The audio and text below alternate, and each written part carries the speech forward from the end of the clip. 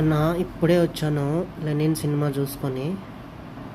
అన్న సినిమా మాత్రం మామూలుగా లేదన్న. నేను సింపుల్గా షార్టెస్ట్గా చెప్పేస్తాను, వినండి. సినిమాని చిత్తూరు బ్యాక్డ్రాప్లో తీశారు. చిత్తూరులో యాక్చువల్గా ధర్మరాజుల తిరణాలు అని ఒక ఉత్సవం జరుగుతుంది. ఆ తిరణాల మీద సినిమా అనేది తీశారు. ఓకే, సో ఇంకోటి ఏంటంటే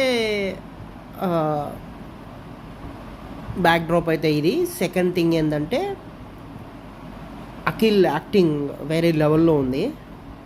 బట్ కొన్ని ఎమోషనల్ సీన్స్లో ఇంకా షైన్ అప్ అవ్వాలి. బట్ ఎనీవే 90% ఎక్కడ యాక్టింగ్లో తీయవలసిన అవసరం లేదు. బట్ ఒక్కటేంటంటే ఏదైతే ఆ ఎమోషనల్ సీన్స్ కొన్ని ఉంటాయి, ఆ సీన్స్లో కొన్ని ఏడవలసి వస్తుంది. ఆ సీన్స్లో కొద్దిగా ఇంకా నటన ఎందుకో తగ్గిందేమో అనిపిస్తుంది, అంతే. అంతకుమించి ఏం లేదు. 90% he's justify the character. Okay, so second thing వచ్చి భాగ్యశ్రీ ఏదైతే తను చేసిందో ఆ రోల్కి ఆమెకి కరెక్ట్గా సరిపోయింది. ఓకే, సో తను చేయాల్సిన పాత్ర తను చేసేసింది, అది సెకండ్ థింగ్.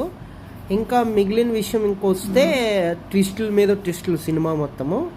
వీళ్ళు ఎందుకు ఈ విధంగా యాక్ట్ చేస్తున్నారు, ఈ విధంగా ఎందుకు వీళ్ళు యాక్ట్ చేస్తున్నారు అని చెప్పడం లోపల ఇంకొక ట్విస్ట్ వస్తుంది. అది ట్విస్ట్ అంటే డైరెక్టర్ ఒక విజనరీ మైండ్తో మంచిగా తీశాడు సినిమానైతే. ఫస్ట్ 30 minutes స్లోగా నడిచిన, డల్గా నడిచిన సినిమా నెక్స్ట్ నుంచి పికపింగ్ స్టార్ట్స్ వస్తాయి. సో ఇట్స్ వెరీ వెరీ అసలు మిరాకిల్.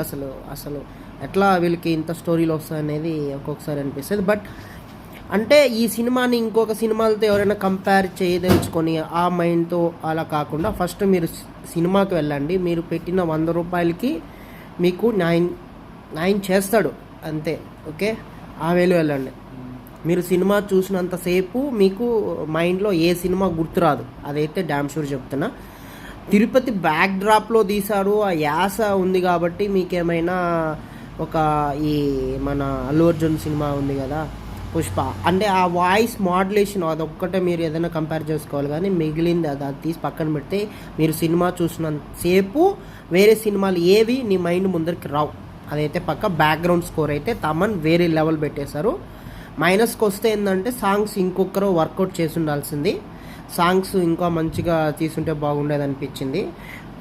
పాటలు ఎక్కడ యాడ్ అండ్ అడ్వాంటేజ్ కలిగి ఒక 2 పాటలు తప్ప మిగిలినంత సూపర్, అంటే మైండ్ బ్లోయింగ్.